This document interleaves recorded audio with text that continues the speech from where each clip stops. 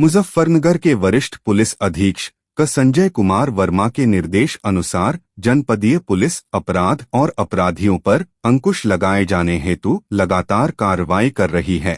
इसी अभियान के क्रम में शासन द्वारा निर्गत आदेशों निर्देशों के क्रम में वरिष्ठ पुलिस अधीक्षक द्वारा पुलिस कार्यालय में जनसुनवाई के दौरान जनता की शिकायतों को ध्यानपूर्वक सुना गया तथा उनके त्वरित एवं गुणवत्तापूर्ण निस्तारण हेतु संबंधित को निर्देशित किया गया। आगे इसी क्रम में रिजर्व पुलिस लाइन मुजफ्फरनगर में वरिष्ठ पुलिस अधीक्षक संजय कुमार की धर्मपत्नी नीलम राय वर्मा आर्ट ऑफ लिविंग की अध्यापिका द्वारा 3 दिवसीय आनंद अनुभूति शिविर आर्ट ऑफ लिविंग का रिजर्व पुलिस लाइन में शुभारंभ किया गया। कार्यक्रम में पुलिसकर्मियों को ध्यान व योगाभ्यास कराया गया तथा जीवन में प्रसन्नता, रोग प्रतिरोधक क्षमता एवं कार्यक्षमता बढ़ाने की बारीकियों के संबंध में सभी को प्रेरित किया गया। व्यस्तम जीवन में स्वयं एवं अपने परिवार को स्वस्थ रखने के साथ साथ मानसिक रूप से भी मजबूत करने में आर्ट ऑफ लिविंग सहयोग करता है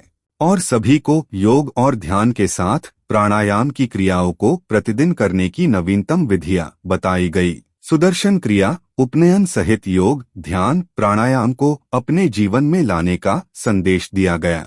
आगे इसी क्रम में रिजर्व पुलिस लाइन मुजफ्फरनगर में रिक्रूट आरक्षियों को अंतर्राष्ट्रीय योग दिवस का रिहर्सल किया गया तथा योगाभ्यास कराया गया।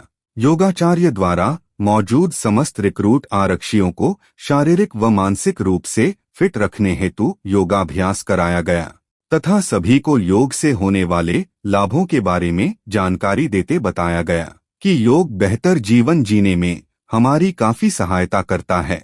योग वह क्रिया है जिसके अंतर्गत शरीर के विभिन्न भागों को एक साथ लाकर शरीर, मस्तिष्क और आत्मा को संतुलित करने का कार्य किया जाता है।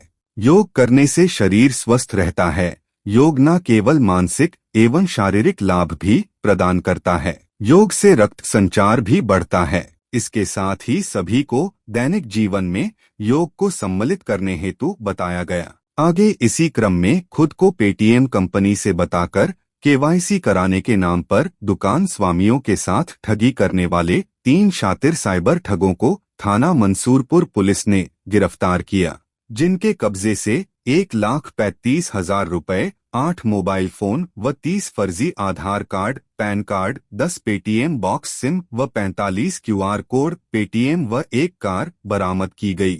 इस संबंध में वरिष्ठ पुलिस अधीक्षक संजय कुमार वर्मा ने ब्रज दर्पण न्यूज को जानकारी दी। देखिए, 3 लोग जो दिल्ली के निवासी हैं और वो पकड़े गए हैं इसमें, और ये पूरे जो हमारी हुंडई की गाड़ी है उसके साथ पकड़ी गई है। इसमें 3 लोग गिरफ्तार किए गए। उनके पास से 1,35,000 रुपए कैश बरामद किया गया है और बाकी जो है जो पेटीएम के संबंधित जो भी डॉक्यूमेंट्स होते हैं, क्यूआर कोड वगैरह बरामद किया गया है। 8 मोबाइल बरामद किए गए हैं।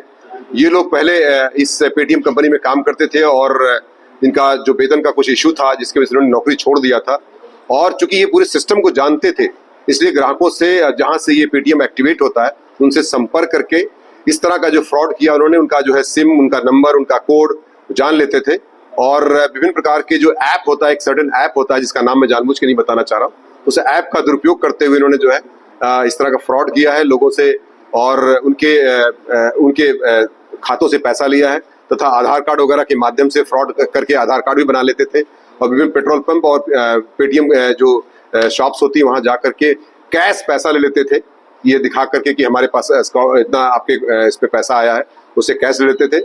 इस प्रकार से इन्होंने जो है फ्रॉड किया है। इसमें से ये पिछले मई महीने में इसका अभियोग भी दर्ज किया गया था। 84,000 का फ्रॉड जो पहला वाला किया गया था उसके संबंध में इसी परिदृश्य में सीओ खतौली, एसपी सिटी और इंस्पेक्टर जो मंसूरपुर के द्वारा जो पूछताछ की गई इसमें पूरी बात जानकारी मिली है, जिसके आधार पर विधिक कार्रवाई करते हुए 340 मतलब जो पुराना आपका जो फ्रॉड का मुकदमा होता है वो उस तरह का अभियोग दर्ज किया गया है और उनको सख्त कार्रवाई करते हुए तीनों लोगों को जेल भेजने की कार्रवाई सुनिश्चित की जा रही है। थाना भोपा पुलिस ने अवैध संबंधों के चलते मासूम बच्चों को जहर देने वाली हत्यारी मां को गिरफ्तार किया। इसके संबंध में वरिष्ठ पुलिस अधीक्षक संजय कुमार वर्मा ने ब्रज दर्पण न्यूज को जानकारी दी। देखिए, कल पुलिस को सूचना मिली थी, भोपा पुलिस को सूचना मिली थी। इसमें सभी हमारे सीओ, एसपीआरए और सच्चो मौके पर पहुंचे। जब मौके की तफ्तीश की गई तो इसमें एक सनसनीखेज घटना थी। 2 बच्चे थे, एक साल की बच्ची थी और एक 5 साल का बच्चा था, जिसमें जो है दोनों की संदिग्ध परिस्थितियों में मृत्यु हो गई थी। कोई जहरा चोट नहीं थी। इसमें जांच की गई तो पोस्टमार्टम रिपोर्ट आई है, उसमें विसरा प्रिजर्व किया गया है।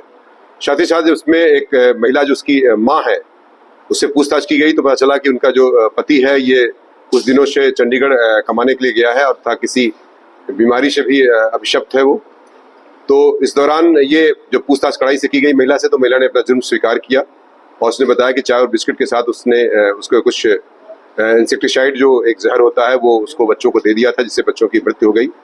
और इसमें इसका एक प्रेम संबंध की बात संज्ञान में आई कि जो जुनैद नाम के एक लड़के से, जो पड़ोसी गांव का ही निवासी है और इसका फूफे का बेटा है, मतलब रिश्तेदार लगता है, उससे जो है इसका प्रेम संबंध चल रहा था। और जिसकी वजह से और बच्चे उसमें खर्चे के लिए, जो कि खर्चा कम हो, बच्चे उसमें बाधा हो रहे थे, जिसकी वजह से दोनों ने मिल करके उनको प्लानिंग करके उसको जहर दिया ताकि बच्चों की मृत्यु हो जाए और जिससे ये घर से सुरक्षित रूप से जा सके। निश्चित तौर से इनका घर से भागने का प्लान था, ऐसा उन्होंने स्वीकार किया है अपने बयान में।